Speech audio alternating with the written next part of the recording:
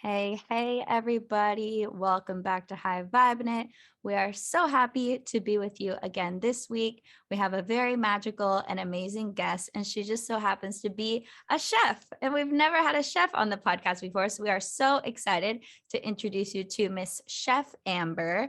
She has restaurants, she has a cookbook, she has a cooking class, she has all the things going on. And today we're just going to talk to her about getting more high vibe and intentional with your eating and your cooking habits.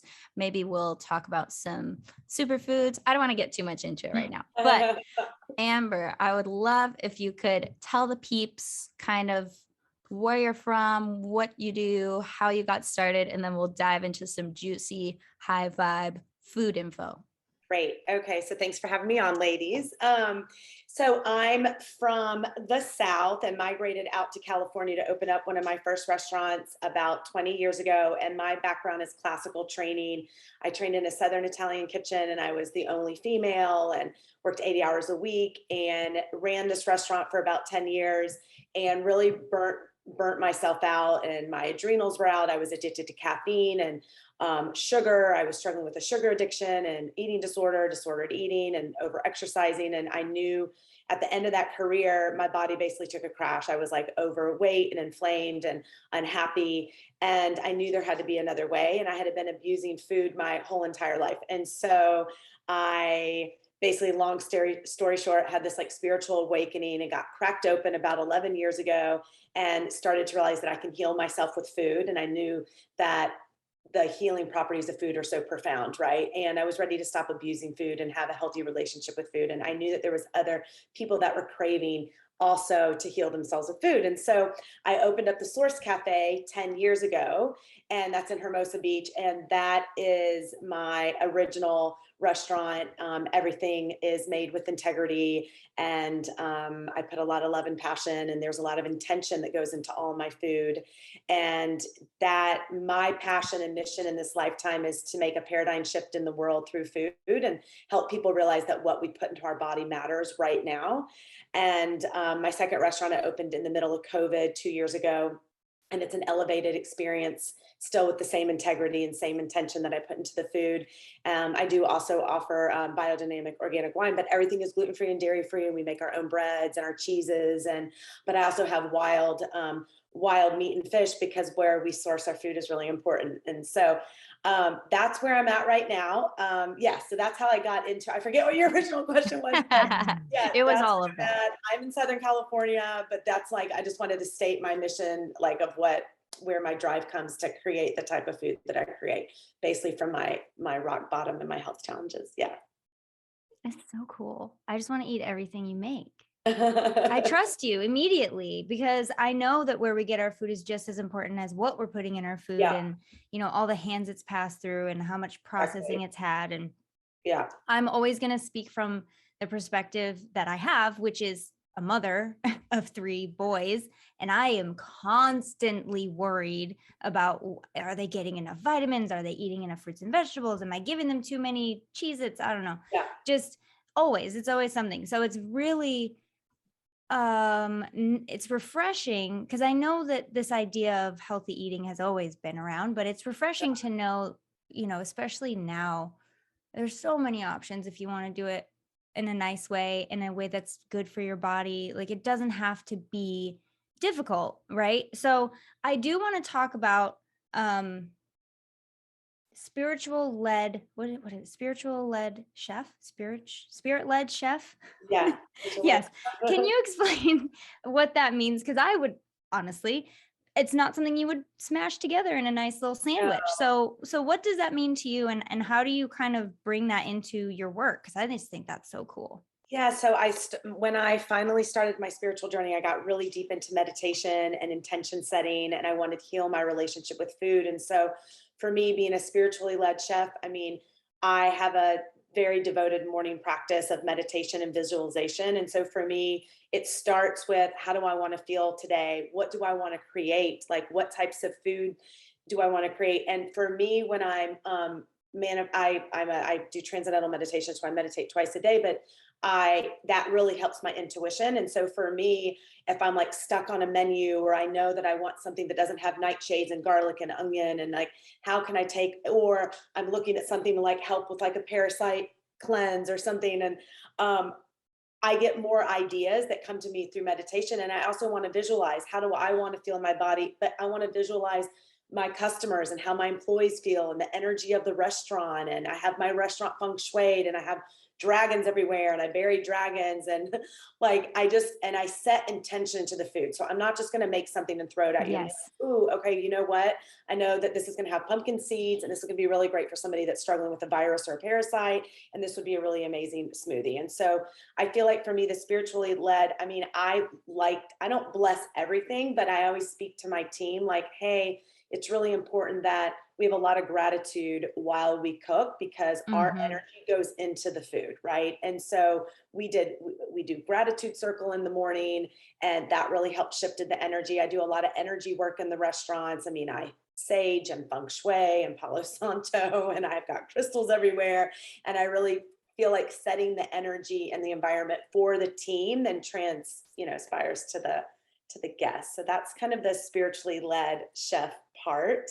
And then I really believe that like we can infuse the food with so much love, Okay. also, and you can feel it. Yes, and I do want to talk about that because I took one of the classes I took a while ago. The teacher was talking just very briefly about, different things, fluoride in the water and toxins in the food, and just kind of touching on it because somebody had a question. And she said, I just say the simplest thing before I eat, which is just my body will take in exactly what it needs, and it will flush everything else out. And she goes, I do this with water, I do this with food, I do this with anything I'm putting in my body.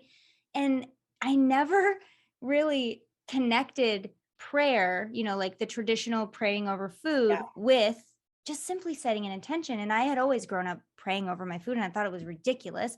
But yeah, now as an adult and like learning what I've learned, it's like, well, that's exactly what you're doing. You're exactly. setting intention for the food, which is such a Yeah. beautiful thing. Can you I don't know, I'm sure, I mean, I don't know. Are you, if you have any expertise or pointers for somebody who wants to be able to set an intention for their food even just before they eat or drink? Yeah. Um I love that you do it before you make it, and while it's being prepared, like that's incredible. But just for somebody who's like, let's say they make a meal at home, what could they do?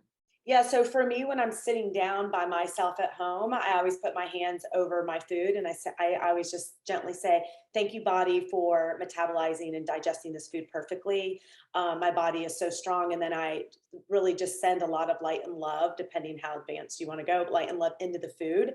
And no, and if say I'm eating wild bison, like thank you, bison, like thank you for these nutrients, or thank you for these wild eggs, right? Or wild Yes. chicken, and then eat it. But for me, if it's like quick, it's like, thank you, body, for digesting and metabolizing this food perfectly. I have perfect metabolism, and I'm thank you, food, for rejuvenating and making my body feel so strong. It can be like super simple stuff like that, right? Especially when you're eating out and you don't know what the quality of the ingredients are. I love how you just gave your example, but it's like if I'm out, because we can't live in a box, and I've been there Mhm. where I'm like, oh, I can't eat out, and was like obsessed with all that in an unhealthy way. But it's like, thanks, body, for metabolizing all this and digesting what it needs, and letting Yeah. go of the rest. Like, my body is healthy and I am strong. And yeah, And I Yeah, love that that's it doesn't, I'm sorry, Kels, one more thing, I'm sorry.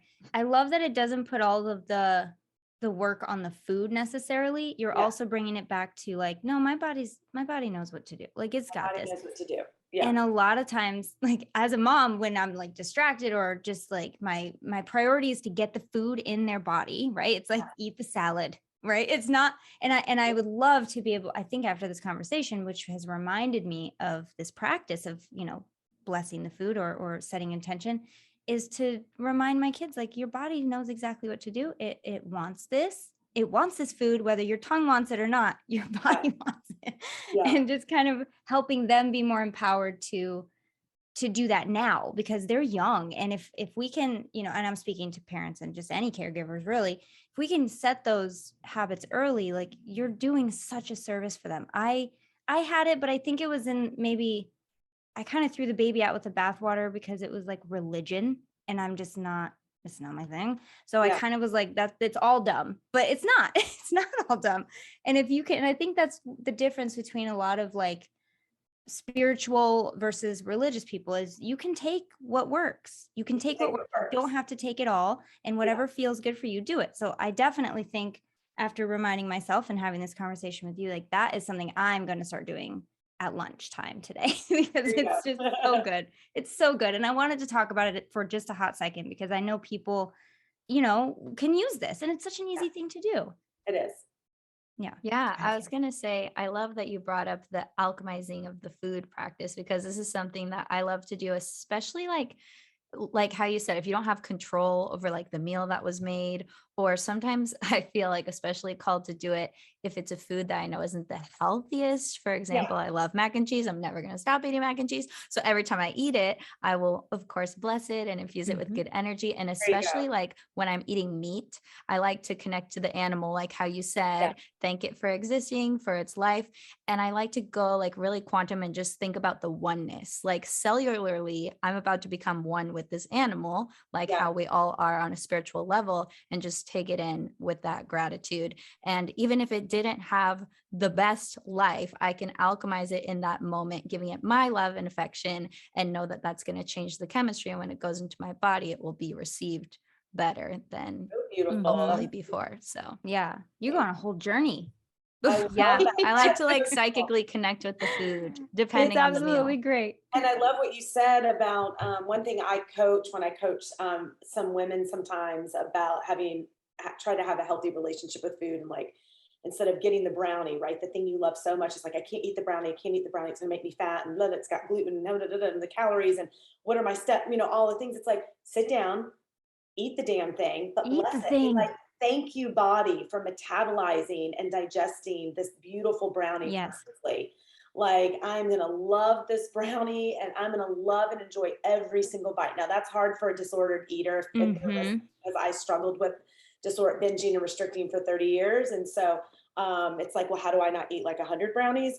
But for me, it's like, it's the restricting part. It's like the more we restrict ourselves, the more you want it, then the more you want. And then our body energetically is like, well, screw you, I'm going to hold on to that weight. And then because we're in famine. So anyways, I don't want to get off topic there, but that was that's important. It is important. And it is actually, I don't have the details on this research, so don't quiz me, but I know that there was a test, there was like research project done where they had like a control group, and then another group. What's the opposite of a control group? I don't know what it's called, but you know what I'm saying. 2 groups of people. Yes, thank you. And let's say they gave them both, hot fudge sundae, right? They're both trying to lose weight. One person thinks positive thoughts like, oh, this is so delicious. Oh, this tastes so good. I know exactly what we just talked about. I know my body's going to do exactly what it needs to do. The other person is like criticizing and judging themselves and down on themselves and just like pissed off the whole time they're eating it because they know they shouldn't be eating it and all this thing. It has a different effect on your body. It just does. And we know that thoughts carry energy. We know that intention carries energy. Everything does. Why not just enjoy it? And I know I've never struggled with weight. I know it's easy for me to say, and disregard everything I'm saying if you want to. I know what I know. And what I know is thoughts are extremely powerful. Your own voice is extremely powerful. So you have every opportunity to use that to your benefit. And I love what you said. Eat the damn brownie. Like, eat it. And bless it. And like, bless it. Exactly. And be so grateful that you get to enjoy this beautiful treat. And energy is everything. And I feel like we hold on to so much energetic people that struggle with weight and stuff. Like, hold on to so much energetic weight. And then you add cortisol weight, like not eating. I don't like to talk about mindful eating because that's a trigger for a disordered eater, because then it's like, what does that mean? But it's more like not shoving the plate of food, even if it's an apple or broccoli while you're standing. Like, can you sit down and can you eat? Do we have to rush around and like being more intentional? I like to say intentional eating versus mindfully, because mindfully eating is like the person that can sit down and chew their food 20 times and eat slowly and know when they think they stop and eat like a lady. And it's like, I don't eat like a lady. I'm a volume eater, and I was a disordered eater for 30 years. I don't know how to eat mindfully. So mindful eating is like, that's fine. That works for people, but it's more like intentional eating. Okay, you know what? I'm not going to stand in front of the refrigerator with anxiety eating an apple, because an apple or a brownie doesn't matter. Energetically, it's still doing the same thing to my body, right? And I'll catch myself when I'm anxious and I'm working at home and I'm going in like, why are you eating apple right now? Right? It's like, sit down, slice the apple. If you want to have apple, like sit down and eat the apple, right? Yeah. And it's just, yeah. So You heard it from a chef, guys, an apple and a brownie. no, I'm not saying it's the same. I know. Energetically, if you're so stressed eating broccoli and apple, right? Yes, Versus exactly. you're like not stressed and you're like, heck yeah, brownie and this glass of wine. I'm telling you, I went away to Europe and was eating bread and cheese and all the things, came back and I was like, there is no stress. I was the same weight, maybe lost a pound. And then here I'm eating this amazing, perfect diet, whatever perfect means, right? Which is not, and so clean and exercising, and my cortisol levels were through the roof and I wasn't sleeping. And I gained like 4 pounds that week because it's, you're right. Yeah. It's Yeah. so intense. Yeah. Well, it's that energy of resistance, right? We always talk about from a manifestation standpoint, resistance is like the quote unquote enemy. Like it's not helpful to have resistance, and it's not helpful to have resistance to food, especially if it's something that you love and you want and would be nourishing to you to some degree in that moment. Like I love mac and cheese. I don't eat it every single day, but when I do eat it, I don't think, oh, this is so bad for me. This is going to make me fat. I think, oh, this is my favorite food. I'm so excited to dig in. What a treat. This is nourishing for my soul, even if it's not like the most nourishing for my body, like it's nourishing me on some level. And when you shift your focus to that, I think it's easier to consume like those treats without having the resistance. I love that. And that Halicious, my cooking show, there's an episode of my favorite comfort treats. And I speak a lot about enjoying your comfort food without feeling deprived, right? And I have a mac and cheese that I make and it's all plant-based, and I'm not vegan, I eat meat, but I wanted to show nachos, banana ice cream, and mac and cheese full of plants. And like I said, I'm a volume eater, so I want to be able to sit down and be like, oh, this is so good. Like I want like the plate of nachos and the mac and cheese and the ice cream where it feels. Yeah, I love the term volume eater. I'm going to start calling my fiance that because he eats so much. He used to play football. He's a professionally, giant, so okay? He's in a literal giant. He's 6'7". So he obviously needs more food than like a normal person, but also he just eats like all the food. And he's been getting better since he's with me, a more normal, smaller size person. I'm like, you don't have to eat 4 plates like every time we eat. But I'm going to call him that. I'm going to be like, I know what you are now today. You're a volume eater. Volume eater. I'm going to take away from this retreat pure happiness, new friends, new amazing friends, and the confidence to live my life again. My favorite part, because it's the most important part, is the healing. I don't remember a time when I was more embraced and cradled, and there was an angel in every single woman in this group for me. Every person deserves to have this experience, to have this awakening, and to feel fulfilled in their life. I could not have asked for a better 6 days of my life. You become a better person, you meet awesome people, you go home with a whole new tribe of soul sisters.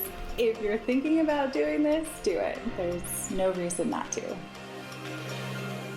This October, I'm taking a select group of women to Mexico to experience themselves in a whole new light. Not only will we be doing the healing work, creating mindset shifts, and learning self-love tools, we will also be playing on the beach, resting by the pool, and bonding together in sisterhood. If you're feeling ready for the girls' trip of a lifetime, join us. You can apply today at kelseyaida.com/retreat. Space is limited, so take inspired action now. And a pro tip, you can invite a friend to save $500 each on enrollment. I'll see you in paradise. So can we talk about, I know you said mindful eating. I have some colleagues who practice and teach intuitive eating. Do you use those interchangeable? What do you know about intuitive eating? Are they different? Yeah, I do. I think mindful and intuitive eating are very much interchangeable. I think intentional eating is different. So intuitive eating again and mindful eating is like being able to listen to your body, know when you're hungry, know what food you want to fuel and nourish your body, right? and that is something that as just somebody that's very struggled with severe eating disorders and stuff, like intuitive eating is a really big trigger. And so I have a book that comes out. I have 2 books that are coming out, but one of them is called Hungry, Why I Effing Eat. It's about my relationship with food, and that intuitive eating it's tricky, but I like intentional Yeah. eating, because then you beat yourself, because then if at the end of the day it's like, oh well crap, did I not eat or did I not eat intuitively today? Did I not eat mindfully? And now it's like, well, and now my head's spinning. Yeah. I'm compulsive about not eating mindfully. Right? Well, and it's completely understandable why people with any kind of eating disorder or struggle really begin to lose. They need, I can see why they would jump to the next diet or jump to the next fad, or because they feel like they need direction. Like, I obviously don't know what to do. I need somebody to tell me what to do. And so I understand why it can be attractive, but also in the end, probably not sustainable. Probably, I think we've learned from the diet culture, can do more harm than good, really. So I love your approach of like, not everything that has worked for other people is going to work for you. You need to figure out, and you help them with figuring out what would work for them, and nice, easy, what's the word? Nourishing ways. Is that too pun intended? Nourishing ways, but nurturing. Thank you. Nurturing ways where you're not judging, you're not coming at them. Like I said, I immediately trust you and everything you say. I can imagine how somebody who is looking for someone like you would feel completely at home and at peace, because you not only understand the struggle, but you know what to do. You've navigated it in a way that works. So, I don't know what my point was, but except that I can understand why somebody would look to direction and lose trust in themselves, and maybe not know what the hell intuitive eating even means, because that involves a lot of trust in yourself where you might not even be close to that yet. So I can understand why that would be maybe a little bit triggering for people. So thank you for clearing that up and explaining that.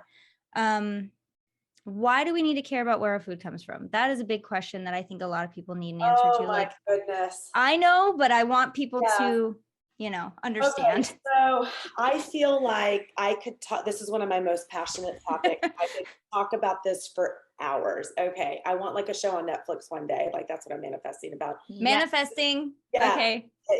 Really heard it here first. So what we put in our body matters. So if you just want to start with even like vegetable oils, right? Like really paying attention, like what oils are in your food. And so like, I only use at my restaurants avocado, coconut, and olive oil. We fry in avocado oil, and even we use like ghee and butter. But I feel like if you're going to the store and you want to buy chicken, let's just use chicken as an example, and it's not organic, and you don't know what farm it's from, and it takes a lot of work. If you're listening, y'all, it takes so much work. You can find a regenerative farm that does amazing practices, but if they're eating, first of all, they're injected with antibiotics and hormones. Okay, so that's in the eggs and the chicken. Next, they're eating feed that are GMO. So GMOs are sprayed with 12 million different pesticides, but also glyphosate, which is almost becoming one of the #1 biggest cancer, right, causing thing that's in our food. It's basically you're eating Roundup. So basically, like if you're eating regular chicken and eggs, unfortunately, you're basically eating Roundup, because the chickens are now eating some pretty dirty corn and soy, and you don't really know what else they're feeding these animals. And now that's going into your body. And if you're somebody that eats chicken 4 days a week and you're having autoimmune stuff or thyroid stuff or fatigued or even weight issues, cleaning up your food. And I know if some people are always like, well, eating organic is expensive. It is expensive and it's a luxury, but you can also go to farmers markets and you can find farmers at markets that aren't technically organic because they can't afford the organic label, but they have very clean practices, and they're not spraying your blueberries with, literally berries are sprayed with 12 different pesticides. So what I knew I was going to get freaked out all over again by this. I knew it, but I had to ask anyway. I just knew. I know, it's crazy. And so we serve, the food obviously is clean at my restaurant. We also serve clean wine, biodynamic wine, because I'm not going to serve dirty grapes. I mean, honestly, the wine industry. Don't talk about the wine, girl. But you know what? Dry farms wine, the great source, you pay for it, but old world, meaning like France and Spain and Italy, you can find clean organic wine where they're not spraying a bunch of crap. And so I think too, to finish up this, because this is seriously, I'm so passionate about educating people, like going into the quality of the ingredients and what we put to our body matters. Like if you're listening to this and you're so overwhelmed, just start by flipping over the labels of the food that you're buying. So say granola bars, it's one of my favorite things to teach. I teach meal prep, and I have a bunch of different snack balls that I teach. The recipes are everywhere, but look on the back of the granola bar. And if there's 20 ingredients, half of them you can't pronounce, that we don't need it. I know the Kind bar is so sneaky. Everyone thinks it's so healthy. The first ingredient I think is like corn syrup, and then it's sugar, and then there's vegetable oils, and we really have to stay away from the seed oils and from canola oil. They really wreak havoc on our body. It's really, I mean, there's a reason that the US is the fattest, most obese, sickest country, because there's 175 preservatives that the US is legally allowed to use and put on our food that's banned in Europe. So there was a Instagram, one of the girls I follow, Food Babe, she had like Doritos or Oreos from Italy and Oreos from here. And yes, they're both processed, but the Italian ones, same thing, exactly same.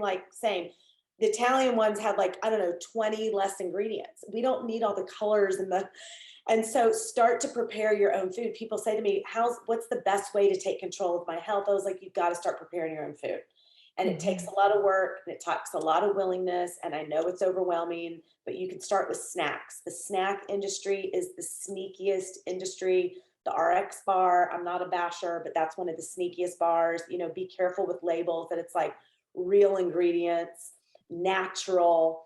You know, what gets me is like, I'll pick up about a bag of blueberries and it will say gluten-free, vegan, natural. And I was like, of course it's gluten-free. It's a berry.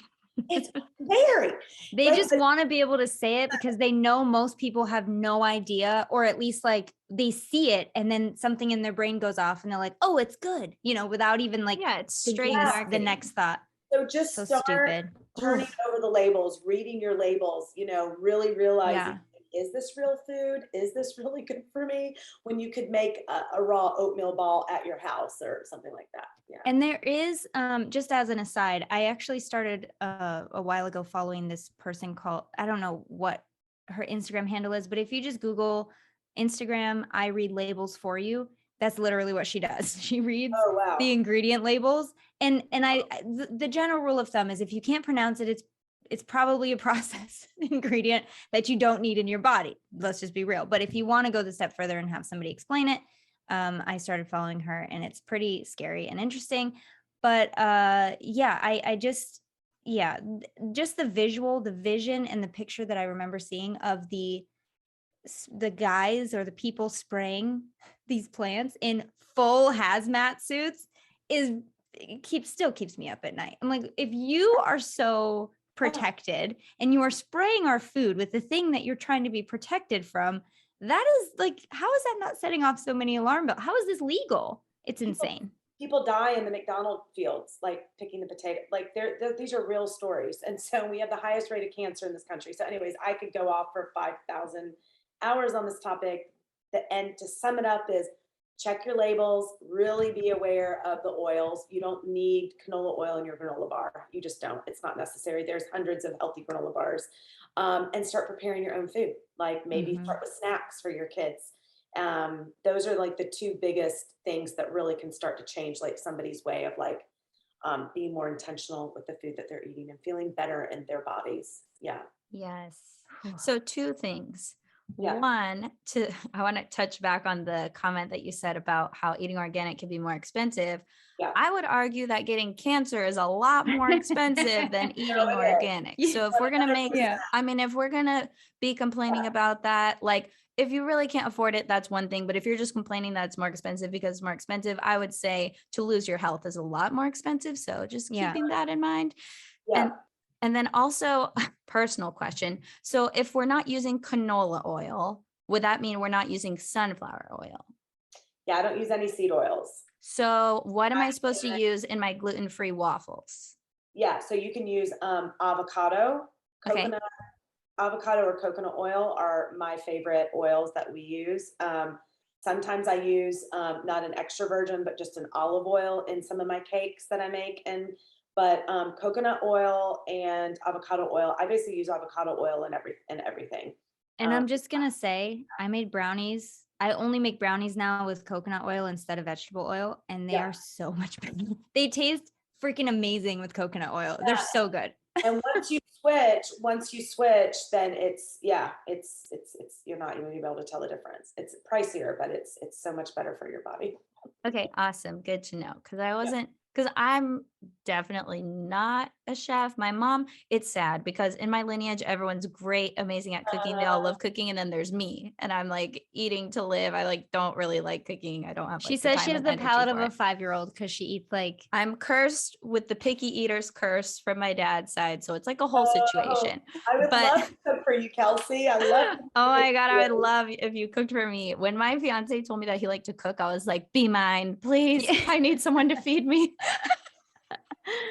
That's it. Well, that's a good question, because remember when I was writing a question down in the beginning of the episode, that was the question. What do you do when you don't like to? I don't like to cook. I don't. I like to bake. I'm not a cook. I don't like dinner time. It's so stressful, and it doesn't help that I have 3 kids who don't That's like hard. anything. It Yeah. just, I know I'm setting myself. I feel like I'm like, it's a self-fulfilling prophecy every single day, because it's like, how do you like your food? And they don't like it. But what do you do for people like Kelsey and I who maybe aren't inclined to, they just don't like it. I don't like it. So what do I do?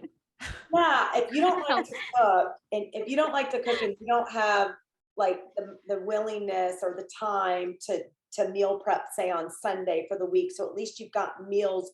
For me, it's like, okay, if you hate to cook so much, take one day, knock it all out, put on some music, maybe pour a glass of wine if that's your thing, and then just have some snacks and foods, or maybe start with snacks if you've got, financially, if you can afford it. I mean, there's plenty of places that do, meals for the week, but that's obviously how deep you want to go, right? But how much money that you can spend on that for healthy meals for your family. But I think meal prepping at the beginning of the week is like where it's at, because making dinners, especially dinners on the fly, just does not work, especially when you have time, right? And it just doesn't work.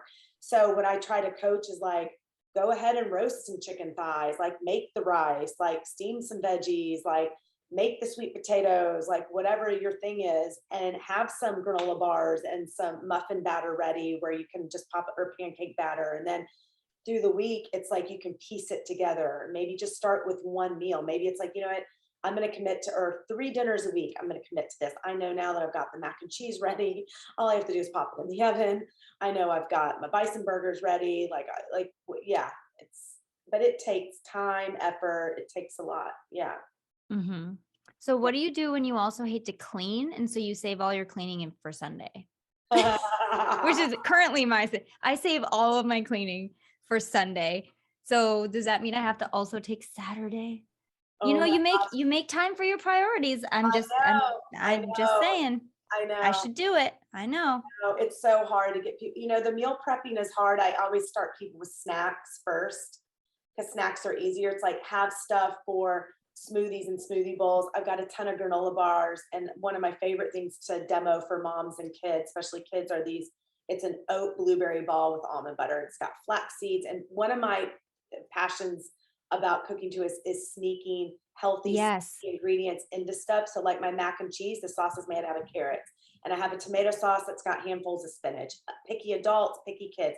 I've got flax, hemp, and chia all in the oat ball. Now, if my nephew saw me putting all that stuff in this oat blueberry maple delicious almond butter ball, he wouldn't touch it, but he rolls it. I can give it to him. So it's about, you can add a little collagen powder for extra protein. You can sneak collagen powder into any. I have a lot of collagen powder. Ooh, I pro tip. never thought of that. Yeah. Pastas, tomato sauces. I mean, if you've got picky kids that are like, I only eat butter on my noodles, great. You know what? You're getting 2 scoops of collagen on that. You're never going to see it. You just got 40 grams of protein. Great. I need to do that with myself, because I'm the butter noodle child that you just described. There you go. Yeah. Or with your mac and cheese, if you're like, okay, Kelsey, you're not getting enough protein, then add 2 scoops of collagen in your mac and cheese. you now upped your protein game for the day and you can still have your decadence, right? So You know what? This is going to change my life. Thank you for that one tip, because I remember like in my early adolescence, like in high school, I was just eating noodles like all the time. Like that was what I lived off of. And I went to the doctor and I was like, I'm so fatigued. Like I don't get it. Like I'm super active. Like I'm doing all the things. I sleep good. And they were like, well, what's your diet like? And I was like, I eat a lot of carbs. I eat some cereal for breakfast and I eat some noodles for lunch and then whatever my mom cooks for dinner. And they were like, if you're gonna be eating noodles like every meal, you at least need to have some protein so your blood sugar isn't like going through the roof. And I was like, oh, okay. Yeah. It's a whole thing. but if you put, if you're making nut milks or even milkshakes, you can put collagen in everything. It's my nephew is 6 and he's so picky, and I have picky adult friends, and like I sneak vegetables and collagen into everything. Mm. Hey, just wanted to pop in with a real quick announcement to let you know that I'm hosting a free self-love workshop for women. So if you're a woman on a self-love journey and you want help breaking through, it's basically going to be like a group coaching session. So show up, bring a friend. It's totally free. It's 2 days. So we'll do 2 separate hours, one on July 12th, one on July 13th, totally live. It's going to be super, super fun. So just go to the link in our show notes to save your spot, and I will see you there. Hey there. We hope you're enjoying this episode so far, but if you want to listen to the whole thing, we're going to invite you over to our podcast. Either search for High Vibing It on iTunes, Spotify, wherever you guys listen to podcasts, or even better, if you want to watch the extended video version of this episode that's even longer than the actual podcast itself, head over to our Patreon at patreon.com/highvibe. Lindsay, tell them what's awesome about the Patreon. Patreon is where we have all of our extended episodes. As Kelsey said, we have it on video, so you can actually see the things that we're talking about. Sometimes we have visual aids, and it's nice to know what we're talking about. We also have hangouts that we do sometimes that are exclusive to Patreon people. And you can get started with all of this and bonus content and everything that we have only for the Patreon people for as little as $3. I think it's $3.33 a month. And that's it. And you guys can get all the benefits and all access to everything that we put in there. Really cool. It's really cool, really fun, super easy to join. And you guys don't even have to do that to finish this episode. If you're like, screw it, I don't want to pay any money, I just want to hear the rest of this episode, go to our podcast, High Vibing It, search for it wherever you listen. It's totally free. Either way, enjoy the rest of the show wherever you choose to enjoy it. And we will see you guys next week because we do a new one every week. Adios. Bye.